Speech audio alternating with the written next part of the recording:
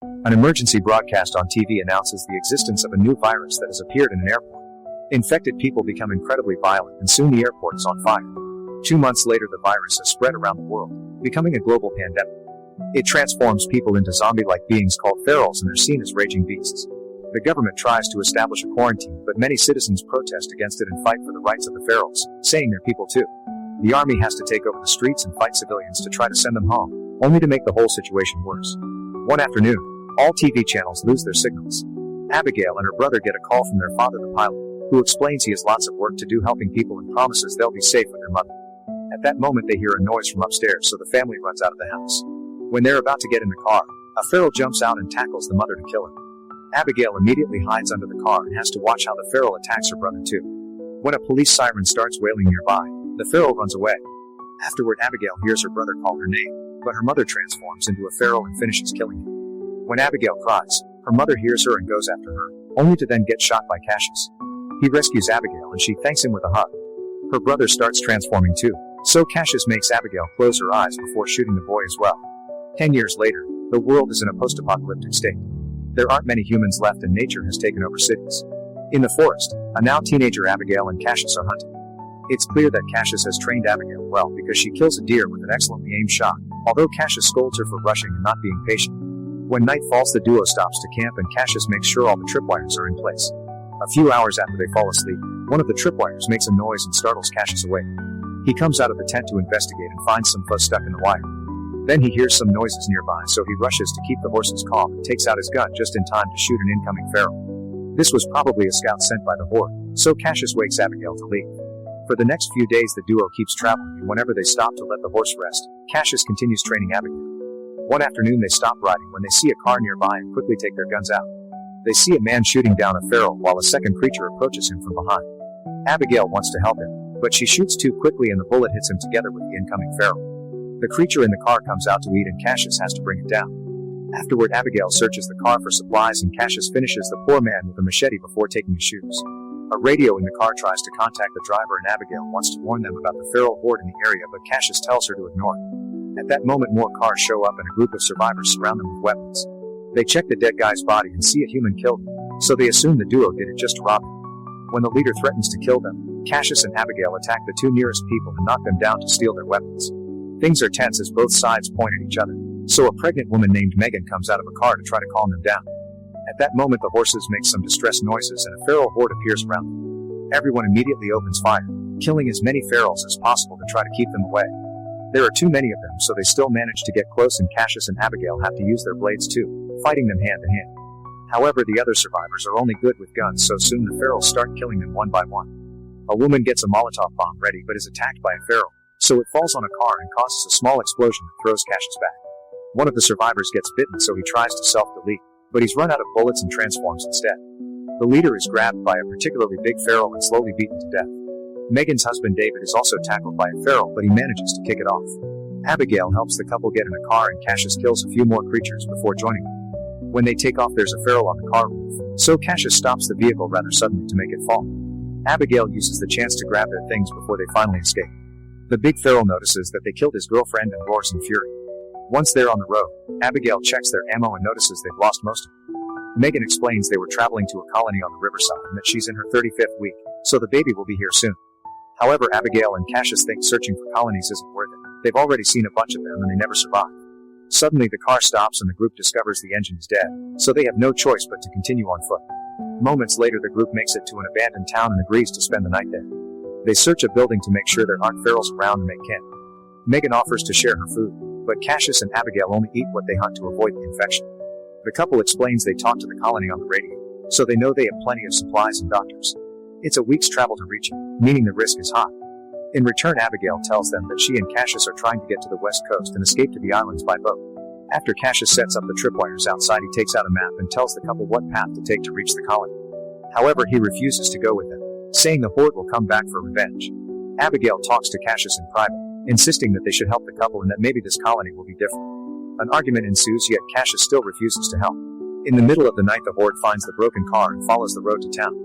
Meanwhile, the men can't sleep, so Cassius shows David that he always has a bullet saved in his pocket in case he's bitten. The only thing David has is a cigarette and a twisted ankle. They chat for a while and end up bonding. so Cassius agrees to help them reach the colony. The next morning, Abigail hears a noise and goes downstairs to investigate. A feral suddenly attacks her and makes her drop her gun, but Abigail can still kill him quickly with her machete. A second feral starts chasing her up the stairs, and Abigail uses the broken window to throw the creature out of the building. She almost falls too, but Cassius catches her just in time. By the time the horde reaches the building, the group is already gone. A feral trips on the wire and causes a small explosion that kills him. Sometime later, Abigail recognizes the area they're in and remembers there's a civil airport nearby where her father had a small plane. Cassius wants to keep moving and thinks an airport would make it easy for the horde to corner them, not to mention all planes are probably gone. However, Abigail and the couple vote in favor of going there, so Cassius has no choice but to follow them. After walking for a while, they find an old building and a car with a man that was shot recently. Cassius tells Abigail to check the building for supplies, but refuses to actually stop to rest since he thinks they aren't alone. Abigail only finds some coffee and doesn't see the family hiding in one of the rooms.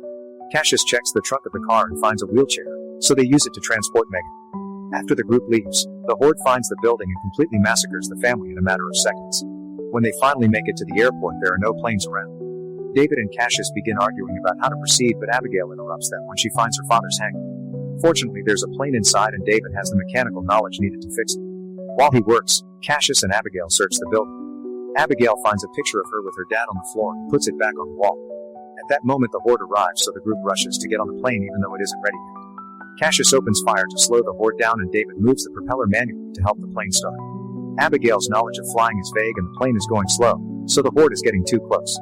Thankfully, she finds the right button soon and the plane begins gaining speed. A feral still manages to hang on the door and Cassius has to shoot it to make it fall. Then the plane takes off and the group gets to escape. However, they only fly around for a few moments before the plane starts failing and going down. Abigail tries to land it, but the plane crashes against a bunch of trees and falls to the ground. Luckily, it lands on its wheels and everyone survives with just a few wounds. There's a train station nearby, so after making sure it's empty, they decide to rest there. Cassius opens the map and discovers it'll take them 2 days to reach the colony, so they'll leave first thing in the morning. Abigail counts their ammo and notices there isn't much left. Megan and Cassius share some food and Cassius admits she reminds him of his wife. He reveals he had to kill her infected family and that later she self-deleted because she couldn't take it anymore. Cassius also shares the story of a kid in his hometown who got bitten. Since the wound didn't hit an artery, it took him a couple of days to totally transform. Meanwhile, David finds a private spot to check on his ankle, revealing it's not twisted. The wound is actually a bite and David knows he should self-delete, so he holds up the gun, but he can't bring himself to do it. The next day, the group keeps moving. As they walk under the strong sun, David feels rather sick and Cassius notices blood on his leg. He waits until the women are far ahead to push David against a tree and look at his ankle to confirm his suspicion. Cassius gives him the option to tell everyone on his own terms, but if he doesn't do it soon, he'll shoot him. In the evening, the group finds a house with the lights on. When they come closer, a voice asks them what they want. Cassius thinks it's too dangerous, but Abigail approaches the house and explains they need help, swearing they mean no harm and mentioning the pregnant woman. Norton opens the door and holds them at gunpoint as he asks them to leave all their weapons in the chest outside. Then he invites them inside, showing a very sweet and welcoming attitude. Cassius points out the house's power and Norton explains he's an engineer, so he's built a few devices that provide electricity and hot water. He also mentions a wife but ignores Megan when she asks where she is. Norton shares his bread and vegetables with them and Abigail is happy to take a shower. Cassius can finally connect his laptop and look at old pictures, revealing his wife had been pregnant before the pandemic. When he checks on Megan, she admits she's scared because she hasn't felt the baby moving since they arrived at this house. She makes Cassius promise that if something happens to her, he'll protect her child. Afterward, Norton shares a drink with everyone and explains he's lived there for 20 years, but his wife isn't around anymore. He's heard about the colony on the radio but isn't interested in joining them because he likes being alone. Then Norton begins ranting about people being too obsessed with going back to the old ways and how humanity deserved the pandemic because they destroyed the planet and their ethics.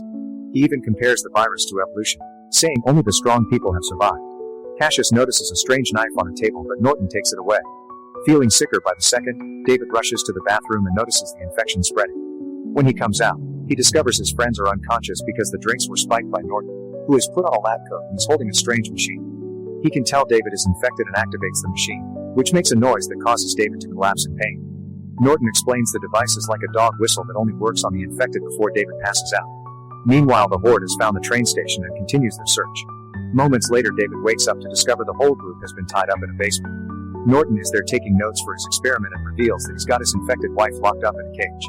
He lets her out and controls her with his device to make her attack the group. Cassius and Abigail kick her a few times to keep her back, so the woman goes after David, who manages to break the ropes to fight back. They only struggle for a few seconds before David overpowers her, and Norton has to use his machine to stop him from rescuing the others. However, David isn't completely transformed yet, so he's able to push through the pain and break the rest of the ropes. Cassius finds a gun and tries shooting Norton, who immediately runs away. The group rushes upstairs and locks the door behind them, so Norton starts hitting it with an axe. Abigail steals Norton's car keys and Cassius retrieves their things before punching David. He wants to shoot him now, but the women convince him to wait. On their way to the car, Megan discovers that her water has broken. Norton comes out to watch the group drive away while his wife growls at him. When the car reaches the forest, the horde finally finds them and chases after them. The group can see lights in the distance, which means they've found the colony. They try driving as fast as possible, but unfortunately the road is blocked by a tree and they must continue on foot. The horde is getting closer, so they open fire, but David runs out of ammo. Since he'll transform soon anyway, he tells the others to go while he buys them some time. The couple shares a heartfelt goodbye, and before the trio leaves, Cassius gives David his bullet. Once they're far enough, David smokes his cigarette and starts fighting the ferals hand to hand. He manages to defeat a few of them, but the big feral surprises him from behind and breaks his neck. The rest of the ferals chase after the other survivors, so Abigail has to open fire to protect Cassius as he carries Megan. She also starts yelling for help and gets the attention of the guards at the colony gate, who quickly shoot all the ferals chasing after the trio. When the rest of the horde sees the bodies and the lights, they immediately go back to the forest. Afterward, the heroes are allowed into the colony and Megan is taken to the infirmary where a midwife takes care of her. The next morning, after meeting the colony leader, Cassius tells Abigail that they should leave soon because humans can't be trusted. However, Abigail is tired of running and ignores him. Then Cassius talks to the midwife, who tells him the baby is fine but the mother only has a few hours left. Cassius visits his friend and learns that the baby is a girl named Hope. Megan reminds him of his promise and gives him her family locket before finally dying. Meanwhile, Norton arrives at the forest and finds all the bodies. Wandering around allows him to see the colony too.